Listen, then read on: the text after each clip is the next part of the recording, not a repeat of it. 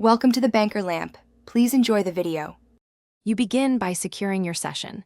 Backup saves and config files so you can restore if needed. Next, update the simulator to the latest patch and verify game files to avoid corrupted assets. Once done, disable all mods and record each active mod and custom setting. This prevents interference during cleaning. Now launch a clean profile or sandbox map to start maintenance steps. Because a controlled environment isolates variables and speeds, troubleshooting later. You now perform the heavy work. Clear the game's cache and shader caches to remove corrupted compiled assets. This often frees 0.5 to 2 GB and fixes visual glitches.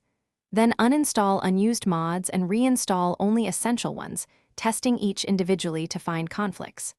After that, rebuild routes, garages, and reset vehicle presets and liveries so corrupted profiles don't persist. Make sure to restart the game between major changes to confirm each step's effect before you finish by running a full playtest.